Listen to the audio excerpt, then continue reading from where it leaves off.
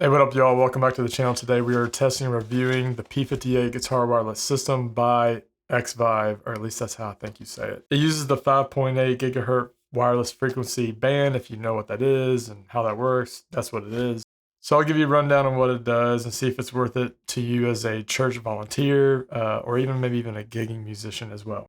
So what's in the box? This is the receiver. It looks a lot like a pedal. Actually, it works like a pedal. I'll get to that in just a second. And this is the transmitter. It's this little dongle that you're probably used to seeing if you've messed with the Xvive systems. This is still rechargeable via USB-C. They claim it's very low latency, about no more than 5 milliseconds. And they also claim it runs on about 5 hours worth of battery, like per charge. So about the receiver, here it is. It's really easy. This is super simple. So what's also included is the power cable for this. So if you want to plug it straight into a wall, you can, or you can just use whatever your power supply is on your board. If you got another outlet for it, you can plug it straight in here. It would work just like a pedal. And then also inside the box is this very, very short USB-C cable. So when I first saw this, I was like, well, man, they're already jipping us on a short little USB-C cable. But then I looked closer and I realized on the pedal right here, there's a USB-C port. So there's your power, there's your USB-C port. So if you needed to or wanted to recharge it between services or sets, you can, just like that. And they stay together, they stay close together so that you don't plug it in somewhere else and forget about it. Then you get on stage or on the platform or whatever, it can stay together. What's also really cool is you have the output, which goes into your first pedal or your loop or whatever it is, or your amp. You have an input jack as well. So if you wanted to run a cable into it, let's say this just dies, but your backup now might be a cable. I don't know. I'm just kind of hypothetically speaking here. You can just plug straight in and it'll work with true bypass and then you're good to go. So this is, like I said, super simple. You plug this into the power, you plug it into your board, you plug this into your guitar, you turn it on. They pair pretty much, they paired for me right out of the box, but there's 6 channels. So you just make sure the numbers match. So there will be a number on this and there's a number on the transmitter. You make sure they match and that way they're talking to each other. Why do you need 6 channels, you might ask, in case you don't know? Sometimes around stages and venues, there's a lot of wireless signals and bands throughout that area and that stage and stuff. And just sometimes you might get interference on a certain channel. So you just switch channels, you kind of get away from certain frequencies or whatever of the other stuff. Some of which is Wi-Fi, some of which could be lighting, some of which could just be other wireless systems in and around the building. Personally, I've never had a problem.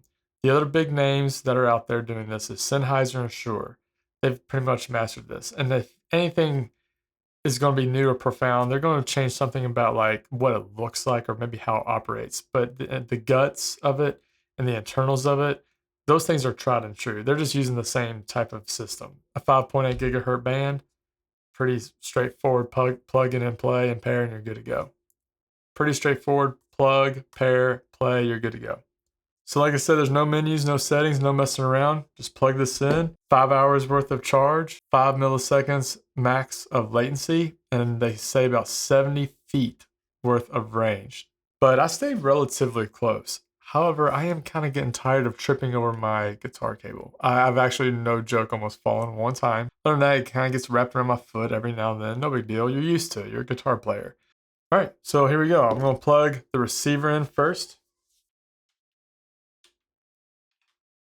And then what I'm going to do is I'm going to take a small patch cable and plug it into the tone press compressor from the receiver. All right, so the receiver's all set up. Now what's cool about this is it looks like a pedal. It has the same kind of footprint. So if you have the space on your board and you wanted to actually have this on your board as an option to go wireless, again, you actually don't have to. You can plug it into the pedal and you'll be fine just with the cable. The only thing left to do is plug this into the guitar, turn it on, see if it pairs, which it should, and then we're good to go.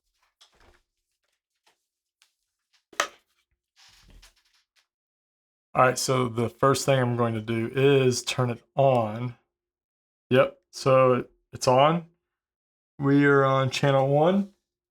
And if you look at the board, now there's a green light on the pedal, and that signifies that you actually have a good signal from the transmitter to the receiver. So right now I'll turn it off. You'll see that green light go away. So you know that there's no connection in that case. It's back on, so you'll see the connection. So it's a nice, easy way to see that you're good to go. So plug it into the guitar.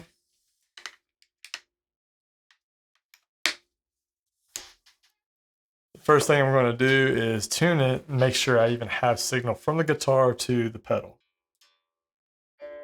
Now the other cool thing that they included is if you hit the stomp button on the pedal, it turns into a tuner. All the while that obviously is going to mute your signal as well. Well, that's good, we got signal.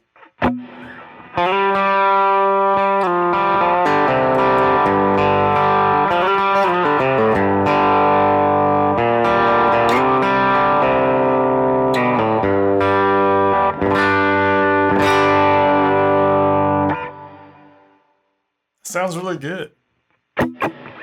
I'm not feeling any lag or latency in my fingers. I mean, really the only thing left to do is plug in a cable and see how it sounds.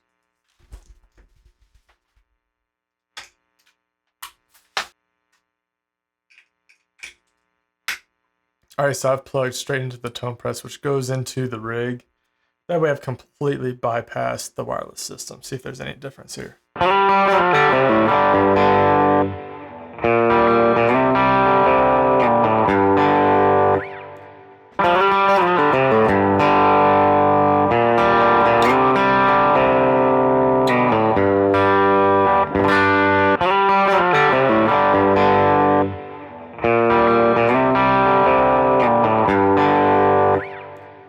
I'm not really hearing any difference. Not anything significant.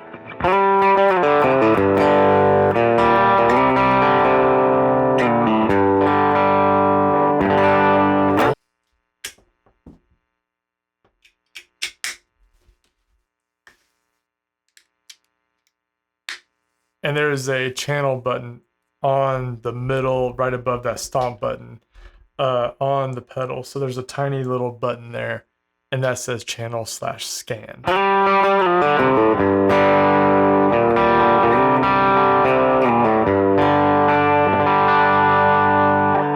I'm not picking up on any sort of different tonal difference.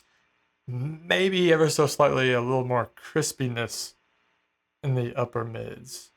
But that's just what my ears are hearing right now.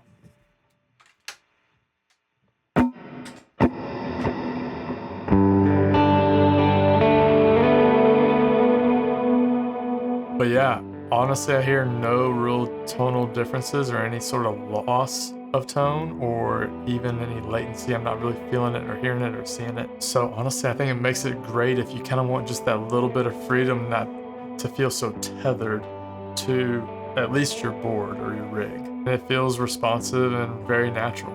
So let's talk pros. It's super easy to use right out of the box. I think it's solid build quality and sound quality with no noticeable latency to my ears. It's rechargeable and it's actually pretty easy with this short USB-C cable that you can just keep them together. And also, and probably to some of you, way more important, it's actually more affordable than the other big names out there. Here's the cons. I don't know if I would trust the 5-hour battery time. You could if you want, but this is just what I would do is if I was playing multiple services, I think I would just probably charge it between maybe rehearsal and services or the 2 services or however many you have. And the room could be crowded with a lot of wireless frequencies, so that could be a con too. Each room is going to be different, each platform and each setup's going to be different. All right, so is it worth it? I think if you're looking for a simple, reliable wireless for church or small to even medium gigs, I'd say yeah, absolutely. Now, it's not going to replace the bigger high-end wireless systems, I don't think. But for the average volunteer musician or, weekend warrior, whatever you want to call yourself, it's a killer good option. But yeah, if you found this demo helpful, hit the like, hit the subscribe, that helps out the channel. And yeah, go to the website, egsource.com for more tips, tricks, but mainly prepping for Sunday with your songs. We have tons of good resources to help you over there prep for Sunday. As always, keep praying, keep playing. See you in the next one.